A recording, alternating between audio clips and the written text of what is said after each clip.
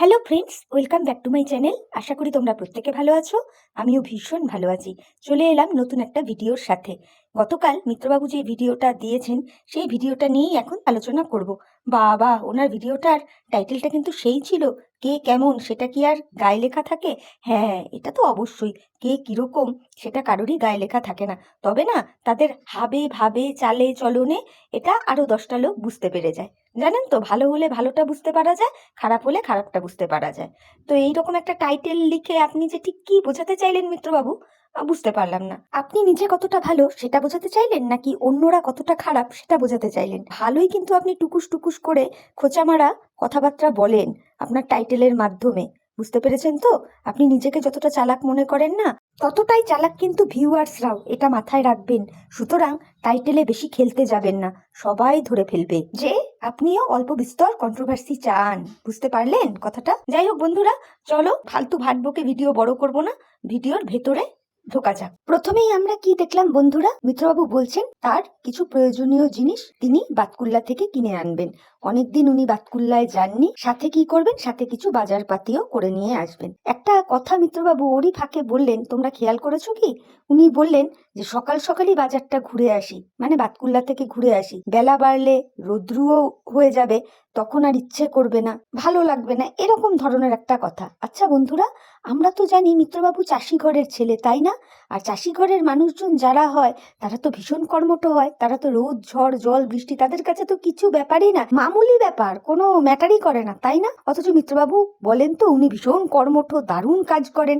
তাই এইখান থেকে না পরিষ্কার মিত্রবাবু বুঝিয়ে দিলেন যে উনি কিরম ধরনের কর্মঠ পুরুষ মানুষ। বুঝতে পেরেছো তো?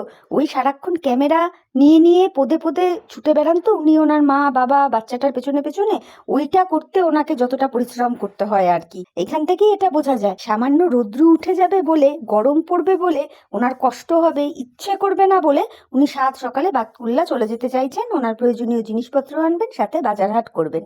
তো এইখান থেকেই তো বোঝা যাচ্ছে যে মিত্রবাবু কত কর্মঠ ছেলে, একেবারে যে ননি শরীর ওনার, উনি ওনার এই কথাটার মাধ্যমে আর কি বুঝিয়ে দিলেন। যাই হোক, এরপর আমরা কি শুনলাম, মিত্রবাবু কি বললেন, যে ছোট্ট সোনা বাবাটা স্কুলে গেছে, ঠাকুমা নিয়ে গেছে, এখন থেকে স্কুল আধ ঘন্টা টাইম এগিয়ে দিয়েছে। তবে একটা জিনিস এত আমার খারাপ লাগলো, মিত্রবাবু বলছেন যে নার্সারিতে যেহেতু প্রচুর সংখ্যক স্টুডেন্ট, তো তার জন্য মিত্রবাবুর মা ছোট্ট সোনা বাবাটাকে নিয়ে খুব সকাল সকাল স্কুলে চলে যান, যাতে সোনা বাবাটাকে সামনের দিকে বসাতে পারে। কেন? নাকি তাহলে টিচারদের কনসেন্ট্রেশনটা ভালো থাকবে বাচ্চাটার ওপরে, মানে যারা সামনের বেঞ্চের দিকে বসে, আর যারা পেছনের দিকে বসে তাদের দিকে টিচাররা অতটা কনসেন্ট্রেট করে না। বলি মিত্রবাবু, সবাইকে কি আপনি আপনার মতো ভাবেন নাকি? হ্যাঁ, এই যে কয়দিন আগে আপনি ওই যে মাচা ফাচা বানাচ্ছিলেন যে লাউ চাল কুমড়ো এগুলোর জন্য, তো সেই দিন যে বাচ্চাটা আপনার কাঁদছিল ঘরের ভেতরে, আপনি শুনলেন, আপনার মাও শুনলো, অথচ গিয়ে তো একবারও দেখার প্রয়োজন মনে করলেন না। তা আপনাদের মতোই কি ভাবেন নাকি যে স্কুলের টিচারদেরকেও? আপনার হয়তো জানা নেই, একটা স্কুলে যখন একটা শিশু যায়, শিশুটার স্কুলে যাওয়া থেকে আবার ছুটি হওয়ার পর গার্জিয়ানের হাতে সেই শিশুটাকে তুলে দেওয়া পর্যন্ত একটা টিচার তার ওপর আগা পাঁচতলা নজর রাখে। সেটা ফার্স্ট বেঞ্চে যে বসে তার উপরেও রাখে, লাস্ট বেঞ্চের কর্নারে যে শিশুটা বসে আছে তার উপরেও রাখে। এগুলো কি যে মূর্খের মতো কথা বলেন আপনি, সিরিয়াসলি নেওয়া যায় না। কি সুন্দর আপনি বলে দিলেন যে প্রচুর স্টুডেন্ট, তো সামনের দিকে বসলে পরে টিচাররা বেশি ধ্যান দেবে, পেছন দিকে অতটা গুরুত্ব দেয় না। এটা আপনি বলতে পারলেন। আপনার মতো মানুষদেরই চিন্তাধারাতে এই সমস্ত বিষয়গুলো আসবে। এই জন্যেই বলে পেটে একটু শিক্ষার প্রয়োজন আছে, যেটা আপনার নেই। আপনার এই ধরনের কথাতেই এগুলো না পরিষ্কার বোঝা যায়। যাই হোক, এরপরে বন্ধুরা আমরা কি দেখলাম, মিত্রবাবু বাতকুল্লা গেলেন, উনি ওনার প্রয়োজনীয় কাজ মিটিয়ে বাজার হাট করে বাড়িতে এলেন। উরি বাপরে, সে তো একেবারে পাকা গৃহিণীদের মতো। বাজার থেকে উনি কি কি কিনে এনেছেন একেবারে দাম শুদ্ধ দেখাতে বসলেন। তা কি কি কিনে এনেছেন? বেগুন, পুঁই শাক, উচ্ছে, চিতল মাছ, কলা, এইগুলো কিনে এনেছেন। সাথে এনেছেন টমেটো। টমেটো উনি 10 টাকা কেজি কিনে এনেছেন, তাই উনি বলছেন উনি ঠকে গেছেন, আর একটু ওয়েট করলে এর থেকেও কমে উনি পেতেন। বলি ও মিত্রবাবু, 10 টাকা দিয়ে টমেটো কিনে এনেছেন, এত আফসোস করছেন কেন? বাবা, এমন করছেন না যেন আপনার কত ক্ষতি হয়ে গেছে। আপনাদের ওখানে 20 টাকা কেজি, আর আপনি বাতকুল্লার থেকে 10 টাকা কেজি কিনে এনেছেন। 10 টাকার এই পাশ ওই পাশ, তাতেও আপনি সন্তুষ্ট হচ্ছেন না। আপনি কি বললেন যে আর একটু ওয়েট করলে 5 কেজি 20 টাকায় পেয়ে যেতাম টমেটো। সিরিয়াসলি, আপনার তো মনে হয় এই টমেটোর শোকে 3 দিন ঘুম হবে না। আপনি যে রিয়েল একটা কিপটুস মানুষ না, আপনি বুঝিয়ে দেন। এত এত টাকা মাস গেলে রোজগার করেন, সেখানে 10, 20, 30 টাকার এদিক ওইদিকের জন্য এত কথা! বাপ রে বাপ! ও, তারপরে আবার মিত্রবাবু বলছেন বহুদিন পর উনি চিতল মাছ খাচ্ছেন, কিন্তু একটাই চিতল মাছের কি প্রবলেম, আঁশ ছাড়ানো। ওই লবণ জল দিয়ে চিতল মাছটাকে একটু চুবিয়ে রাখবেন, দেখবেন সহজে আঁশ উঠে যাবে। বুঝতে পেরেছেন? এই কাজগুলো আপনি একটু করে দেবেন মাসিমাকে। এত সুন্দর গৃহিণীদের মতন বাজার দেখাতে পারলেন ভিউয়ার্সদের সামনে, তাই না? তাহলে এই কাজগুলো একটু মাসিমাকে করে দেবেন। আরে ঠিক পারবেন, একটু চেষ্টা করে দেখবেন, কারণ আপনি খেতে ভালোবাসেন। তো ভালো কিছু খেতে গেলে একটু করতে হয়, বুঝতে পেরেছেন? তো মাসিমাকে একটু হেল্প করবেন। তবে আবারও বলবো, বাবা যা করলেন আপনি টমেটোটাকে নিয়ে, আমি শুধু তাই ভাবলাম যে কৃপণ হয় তাই বলে এতটা। আচ্ছা, এরপর আমরা কি দেখলাম সোনা বাবা স্কুল থেকে তার ঠাম্মির সাথে ফিরে এলো। তো সোনা বাবা স্কুল ড্রেস পরতেই চাইছিল না। তারপরে সোনা বাবা সব ভিউয়ার্সদের উদ্দেশ্যে জিজ্ঞেস করলো সোনা বাবাকে হ্যান্ডসাম লাগছে কিনা। হ্যাঁ সোনা বাবা, তোমাকে প্রচুর হ্যান্ডসাম লাগছে, তুমি এমনিই হ্যান্ডসাম, তুমি এমনি কিউটি পাই, পুরো একটা কিউটের ডিব্বা, বুঝতে পেরেছো? তুমি যাই পড়ো যেমনই থাকো তোমাকে তাতেই কিউট লাগে, আর তুমি এই রকমই থাকো। ভগবান তোমাকে ঢেলে ঢেলে আশীর্বাদ করুক, তোমার আরো উন্নতি হোক, তুমি আরো হ্যান্ডসাম হও, আরো ভালো হও, একটা ভালো মানুষ তৈরি হও, এইটা বলবো। তা মিত্রবাবুকে বলি মাঝে মাঝে না আপনিও আপনার বাচ্চাটাকে একটু স্কুলে ঠুলে নিয়ে যাবেন। রোজ তো আর বাজার হাট যান না, শুধু মাটাকে পাঠান ছেলেকে স্কুলে দিতে, একটু নিজে যাবেন। এরপর বন্ধুরা আমরা কি দেখলাম, মিত্রবাবু ওনাদের প্রাকৃতিক পরিবেশটা দেখালেন, যে বৃষ্টি হতে হতে থেমে গেল, ওয়েদার ভালো না।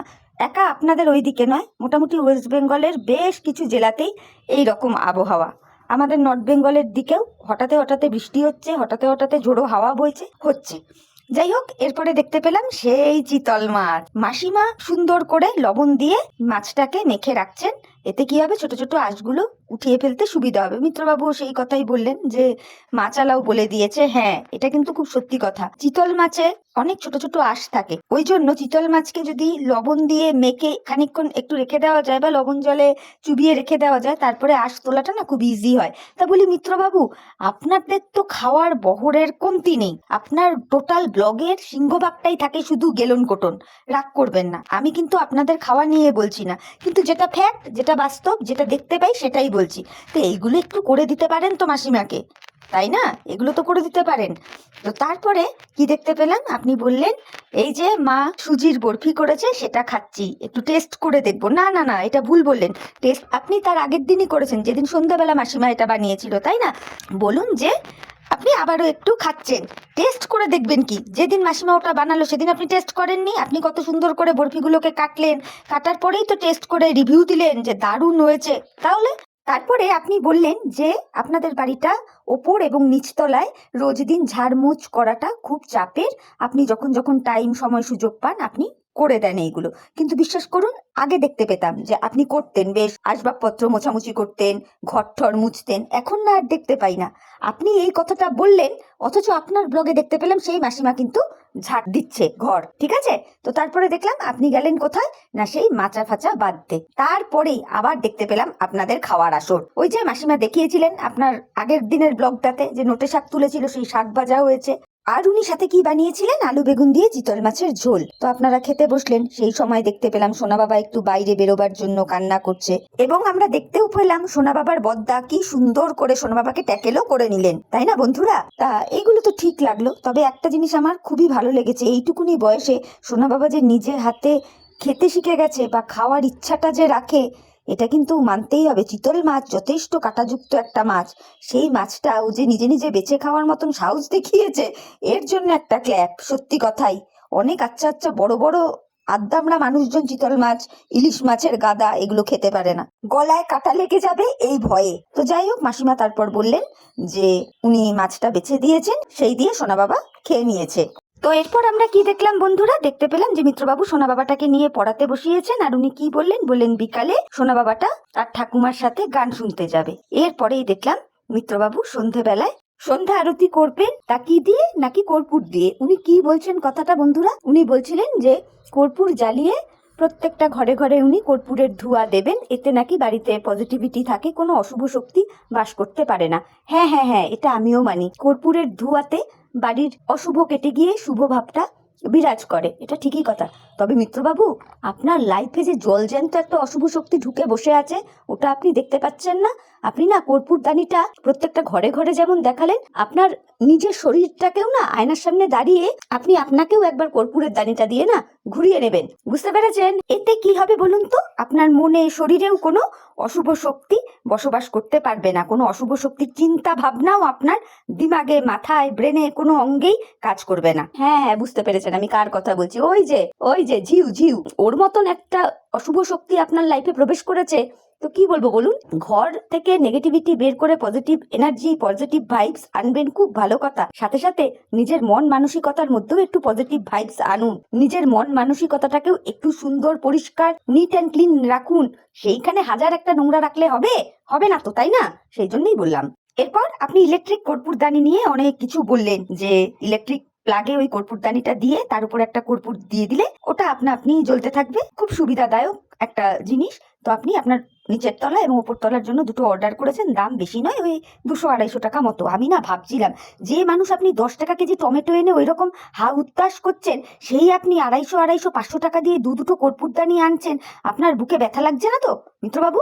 দেখবেন এই কর্পূরদানি আনতে গিয়ে আবার নিজের শরীরটাকে খারাপ করে দেবেন না কিন্তু। তো যাই হোক, একটু মজা করলাম আর কি, মানে আপনি একটু কিপটুস তো সেই জন্যই বললাম। এরপর আপনি কি বললেন, যে জীবনে ভালো থাকতে গেলে ভগবানকেই ধরে থাকতে হবে, ভগবান যেমন চাইবে তেমনই হবে।